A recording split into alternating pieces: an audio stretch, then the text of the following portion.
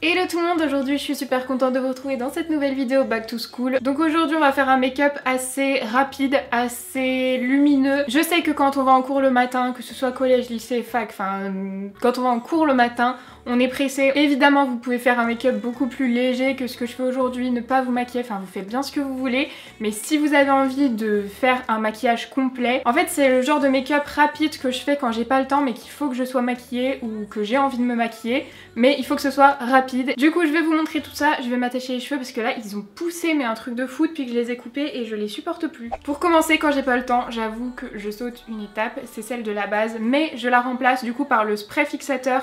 Le Quick Fix de Urban Decay, c'est un spray fixateur mais un primer en fait, c'est un primer en spray, sauf que c'est beaucoup plus rapide que d'appliquer une base. Alors, ça sent un peu la noix de coco, j'aime pas du tout, donc j'essaye de pas trop respirer pendant que je spray. Il va sécher très très vite et après je zappe l'étape du fond de teint puisque comme ma peau va beaucoup mieux en ce moment, je peux me permettre en fait de zapper l'étape du fond de teint. Et je pense que pour aller en cours, quel que soit le niveau dans lequel on est, on n'a pas forcément envie d'avoir une quantité énorme de fond de teint sur la tête. Je passe à l'anti-cerne directement. Du coup j'utilise soit celui-ci qui est le Camouflage Concealer que j'ai dans la teinte Cool Bone numéro 60 ou 09, j'en sais rien, 60.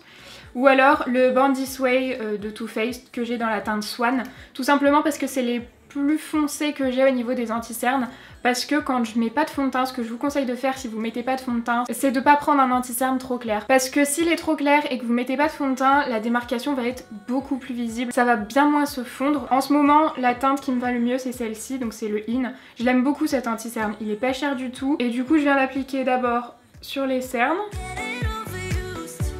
Et je le mets aussi du coup en correcteur sur les petites imperfections. Là j'avais un bouton, je vais le mettre un petit peu. Je suis désolée, hein, mes voisins aujourd'hui ils sont fous. J'ai 3 petits boutons sur le nez mais je vais pas trop en mettre parce que avec le soleil mes taches de rousseur sont ressorties sur mon nez et ça fait pas très joli si je les cache. Pour estomper je vais prendre cette petite éponge qui était dans le lot d'éponges que j'ai acheté sur Amazon. Et je vais venir estomper l'anti-cerne. Et comme c'est un anti-cerne que je mets aussi en correcteur, c'est pour ça qu'il faut pas qu'il soit beaucoup plus clair. Parce que s'il est trop clair, bah, ça va faire l'effet inverse. Et là, ils se font vraiment plutôt bien à ma peau. Celui-ci, c'est le plus adapté en ce moment.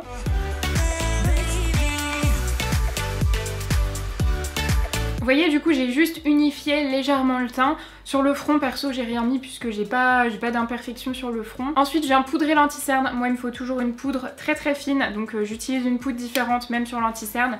Ça prend 2 secondes en vrai. Celle-ci, c'est la Eclipse. Cette poudre, je l'aime énormément pour poudrer le contour des yeux. Elle est assez fine, du coup, on la voit pas sur le contour des yeux et elle lisse bien. Donc maintenant, je vais venir utiliser un fond de teint poudre parce que c'est le plus rapide pour unifier le tout. Là, c'est un fond de teint poudre de chez Kiko. Je vais en mettre cette fois-ci sur tout le teint pour vraiment la unifier. Je l'applique avec un gros pinceau pour que ce soit assez naturel et puis pour que ça aille très rapidement aussi. Pour unifier le teint, j'en ai terminé. Maintenant, je vais venir rehausser un petit peu avec ma poudre de soleil de Kiko. Celle qui est lumineuse, je l'aime beaucoup. Elle est très jolie sur le teint. On peut pas trop se louper avec. Donc je la mets en forme de 3 sur le visage. Je prends pas le temps de faire du contouring avec une poudre de contour, hein. Là je vais juste réchauffer légèrement le teint. Pour le blush, je prends ma palette Makeup Revolution et quand je sais pas trop quoi mettre, je mets toujours ce blush là. Comme là je vais faire quelque chose de rapide, je prends ce blush et je vais en mettre légèrement du coup sur les pommettes.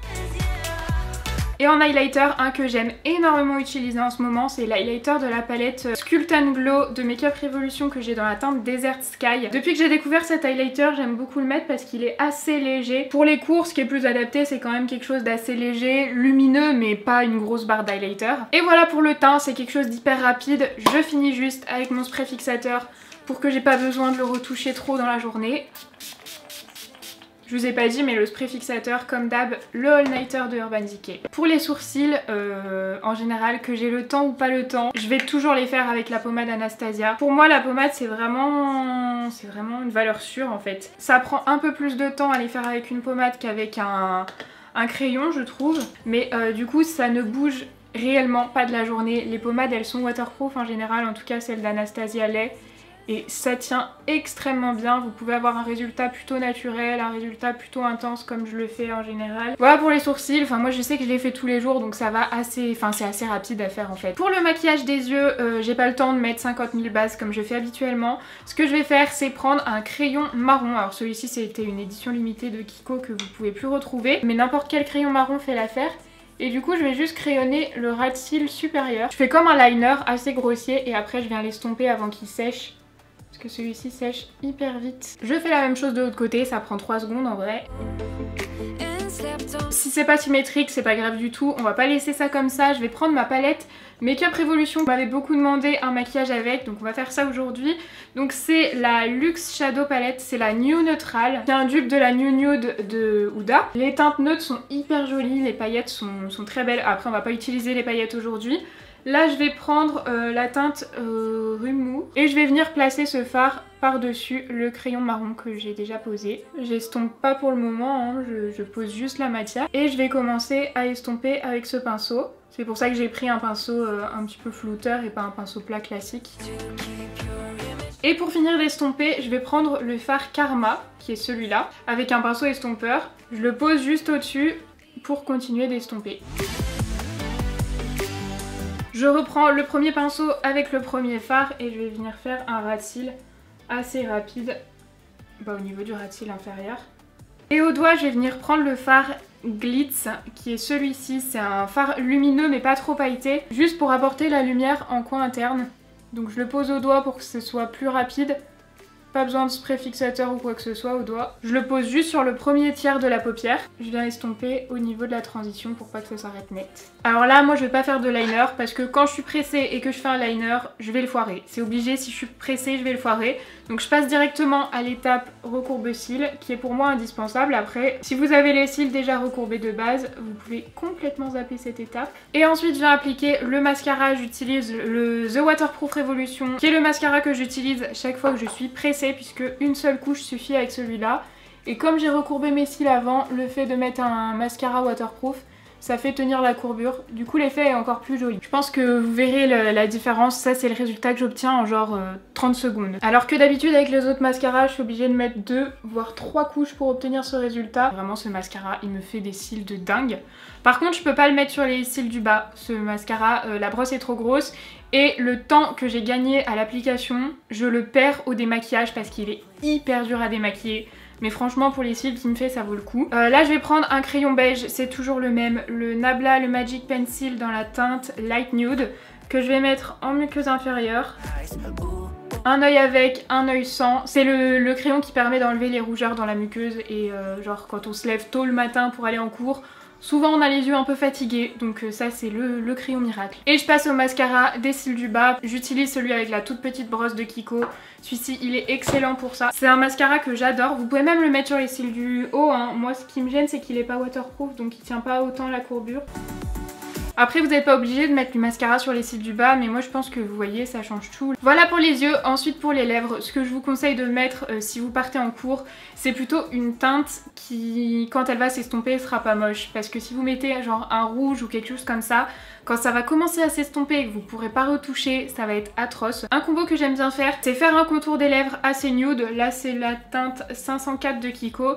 Et mettre un gloss par dessus. Celui-ci c'est un holographique trop beau de chez Glossier. Une fois que j'ai fait le contour, pour estomper, je viens crayonner très légèrement autour. Voilà, ça permet juste de dégrader un petit peu. Et après je rajoute un gloss. Ça c'est vraiment facultatif, mais je trouve ça joli. Je trouve que ça fait un maquillage encore un peu plus lumineux. Voilà du coup ce que ça donne pour le look hyper rapide et lumineux. Alors ça a mis pas mal de temps parce que j'ai vraiment détaillé ce que j'ai fait, j'ai expliqué, mais en vrai quand je parle pas ça met vraiment pas longtemps du tout à faire. C'est un look hyper simple à réaliser. Vous m'avez demandé de vous faire un retour sur la palette Makeup Revolution. Je l'aime beaucoup. C'est un peu tout dans les mêmes teintes quoi, c'est vraiment du nude, donc c'est pas une palette que je vais utiliser tous les jours. Par contre les fards sont pas mal pigmentés, ils s'estompent très bien. Ces deux fards pailletés sont juste magnifiques, mais vraiment. Je vais vous montrer parce qu'ils ont un peu une texture, vous voyez, genre c'est pas de la paillette libre. Je mets quand même une base à paillettes en dessous, mais genre ça se prélève très bien et ça s'applique très très bien. Je pense que vous le verrez, les fards sont magnifiques. Alors après c'est plus à utiliser en topper. Il faut mettre une base en dessous pour que ça tienne bien.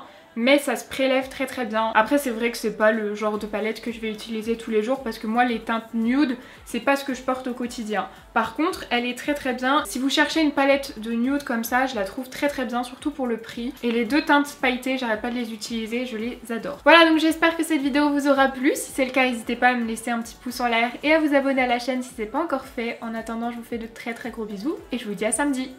Bye.